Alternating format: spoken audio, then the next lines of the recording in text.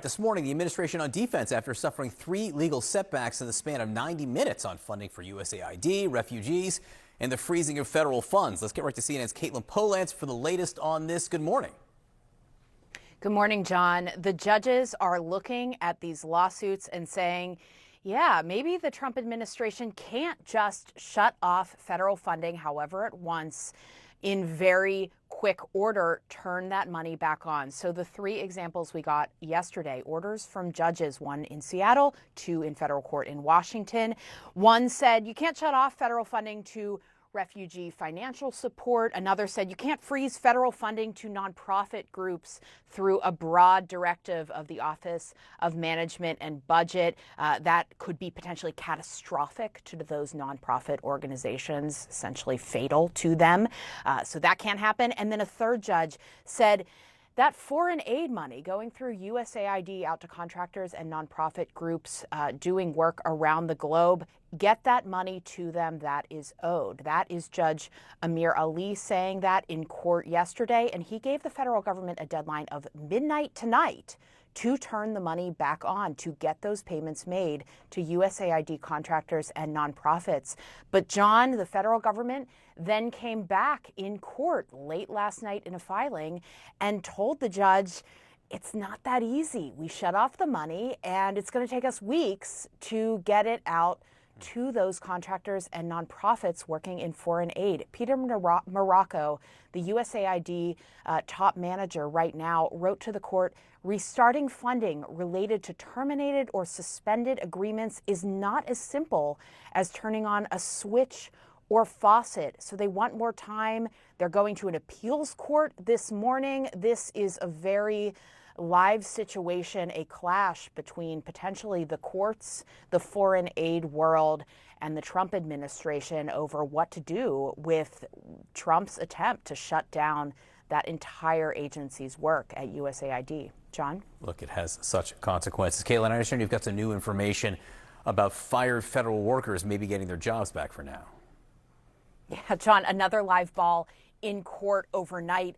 There's a board that reinstated 6 fired employees who were probationary workers in the federal government. So they weren't on probation, they were just new to their jobs. The Trump administration is firing thousands of people like this across many different agencies. These people came from a bunch of different agencies and said, this feels improper. And the board looked at their cases and said, yeah, we agree. Reinstate them for 45 days to their jobs in federal agencies. And we're going to then take a closer look in court with more proceedings to come. One of those people who lost their jobs among these federal probationary workers who've been fired, John, it was a disabled veteran who on the same day he lost his job was told by his supervisor that his work was going above and beyond. So that's why the board thinks that there may be a problem here, because you are not supposed to be able to fire federal workers without cause.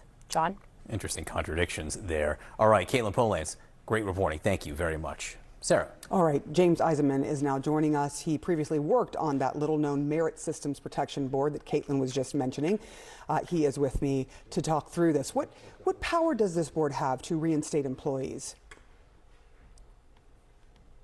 Well, good morning. Thanks for having me. The Merit Systems Protection Board has the power to hear appeals from federal employees, federal whistleblowers who have been fired or retaliated against. And the board has the authority through either its administrative judges or the board itself to reinstate federal employees who've been wrongly fired.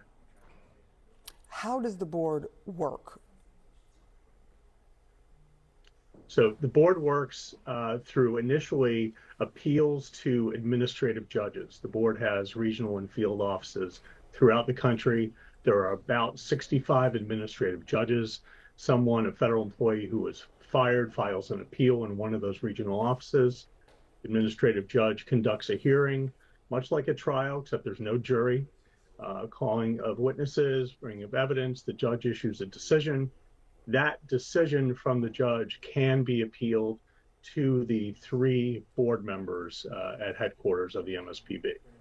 I want to get your take on this. We just heard from an employee and her attorney who said that she was fired for what DOJ called poor performance. She says, though, she has never had a poor performance review in her almost 20 years working for Veterans Affairs, and she had just changed her position and became a provisional employee.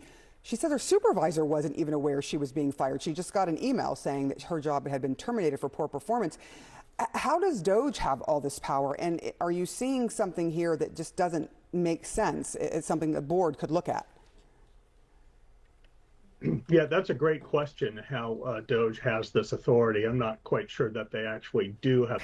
Peter, I start with you. I saw your really powerful, make me stop in my tracks comments on 60 Minutes. And I just wanted to expand on your analysis about where we are right now and how it differs even from where Trump tried to take the Justice Department when he was first there.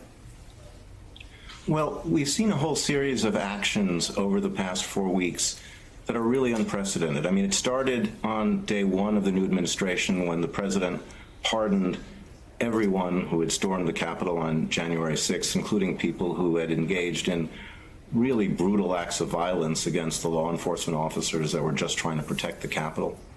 It went on when they fired more than 24 career prosecutors, some who had worked on the cases against President Trump himself and some who had worked on cases against the January 6th defendants. Again, in that instance, there was no suggestion that any of them were individually poor performers or had committed any individual act of misconduct. It was just that as a group, they weren't seen as sufficiently politically reliable. And then after that, we had the effort to drop the corruption case against Mayor Eric Adams because he said that he would assist the president in implementing the president's immigration agenda, and the Justice Department said that they wanted to better enable him to do that.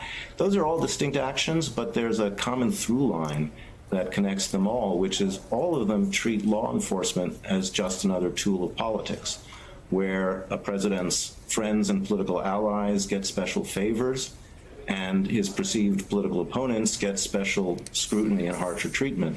And that's just the opposite of the equal and impartial justice that we've always thought of as a core value of the system. And so what happens when the system becomes something else? I mean, I want to play the devil's advocate a little bit and say that Donald Trump ran on doing this.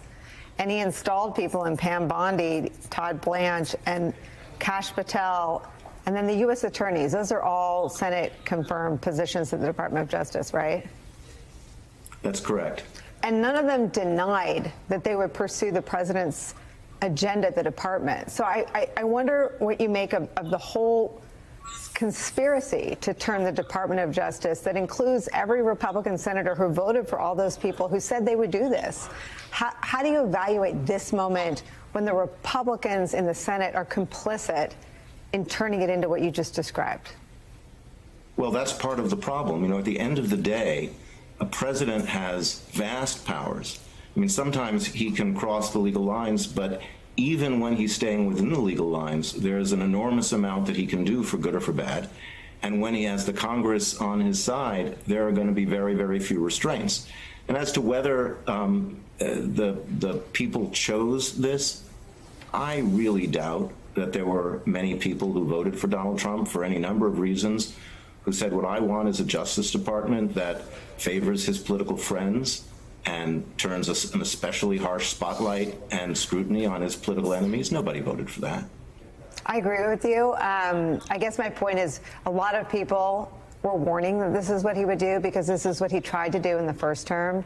And my wonder is not really with Donald Trump 2.0.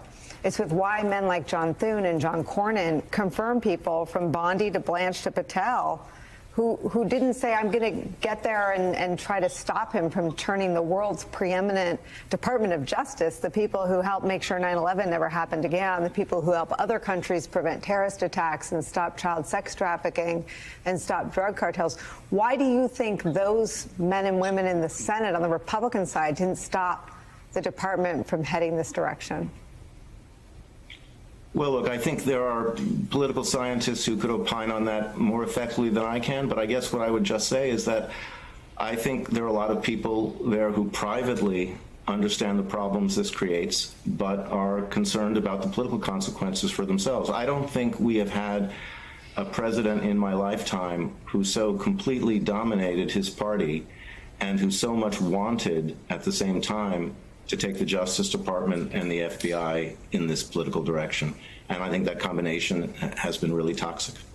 Can you just explain what happens inside the department, how it impacts? I mean, I think people at the highest level of the department probably make 1,000 decisions before lunchtime, and it's their judgment that keeps us safe, that keeps the bad guys running from U.S. Department of Justice offices all over the country and all over the world. How does it change how career folks do their job or approach their job when the weaponization is so publicly stated as the new mission?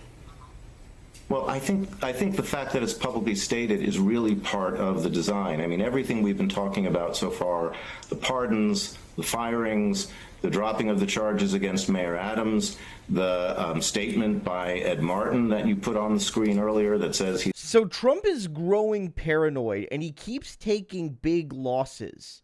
And so fundamentally, he thinks everyone's against him. And it's going to even hit his best buddies like Clarence. It's going to.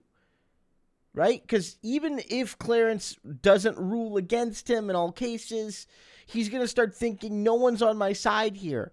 I'm supposed to be the God Emperor.